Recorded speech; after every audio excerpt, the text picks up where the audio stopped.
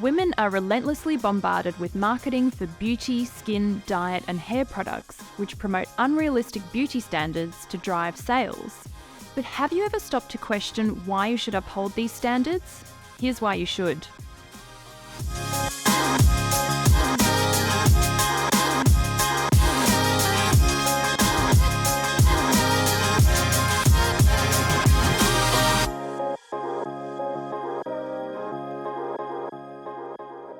Welcome to She Defined. I'm your host Sharon Green, and today we're talking about how unrealistic beauty standards profit from women's insecurities. The objectification of women's bodies contribute to health issues like eating disorders and poor body image, and is associated with higher rates of violence against women. The goal of these marketing messages is to get women to spend more money fixing problems with their appearance, money that, given the gender pay gap, could be far better used elsewhere.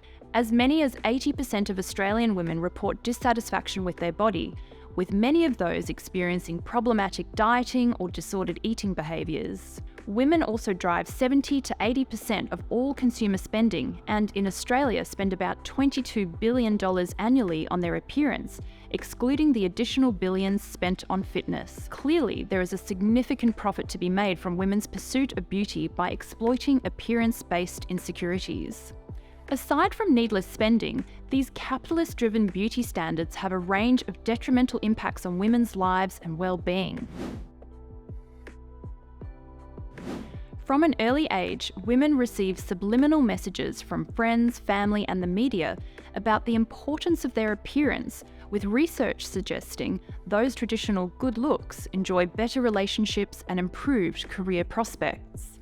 Most women acknowledge that their worth is not based on their appearance, yet on a subconscious level, exposure to images that idealize beauty standards, like youth and thinness, negatively impacts body image, self-worth, and eating habits. Women frequently compare themselves to images of other women in the media, with increased use of social media often linked with greater levels of body dissatisfaction. Comparing your reality to a highlight reel of airbrush images of celebrities, models, and influencers, for whom looking flawless is a full-time job, can wreak havoc on your mental health. The ideal feminine body type was once primarily dictated by male desire and marriageability traits, such as an hourglass figure, which was thought to indicate fertility. Since then, diet, beauty, and fitness industries have realised the huge profit potential in creating an unattainable physical ideal, then designing products that promise to bridge the gap between that ideal and reality. There has never been a broader spectrum of niche beauty products and procedures, from vampire facials to labiaplasty, all reliant on the notion that beauty and youth are paramount to women's happiness and self-worth. These products often fail to deliver the promised results, serving only to create social pressure for women to manipulate and change their looks from head to toe. Historically, women were locked out of domains of power, including politics and the workforce, making their bodies the only source of influence available. Using corsetry to create an hourglass shape and attract a suitable husband is the Victorian age version of using modern tools like makeup, shapewear, or eyelash extensions to feel confident, be that in the dating world or in the boardroom. It's important to note that there is nothing wrong with enjoying certain grooming habits or pursuing a certain aesthetic. You may, however, wish to start questioning your reasons for purchasing products or undergoing cosmetic procedures. If you genuinely enjoy the process of applying makeup or love the way you feel after a facial, then you should continue to do so.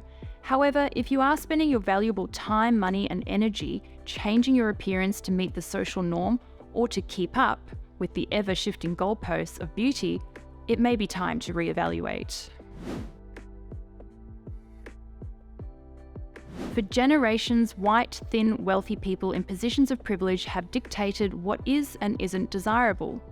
Fatphobia, or weight discrimination, helps explain why people in larger bodies are treated more poorly in social, professional, and healthcare settings, while misogynoir describes the connection between sexism and racism and the intersectionality of discrimination faced by women of colour.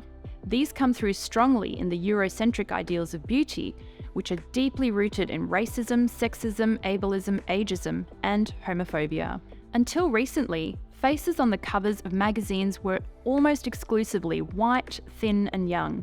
People with disability have historically been locked out of industries such as media, fashion, and beauty, and even the rise of the body positivity movement has been hijacked by beauty companies to sell more products.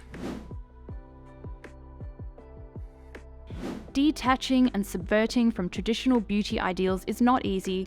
However, a rising movement of people are doing just that and embracing a more diverse, vibrant spectrum of beauty. Start by acknowledging that there is nothing wrong with you and that the image you may have strived after for years is consistently changing and deliberately unattainable.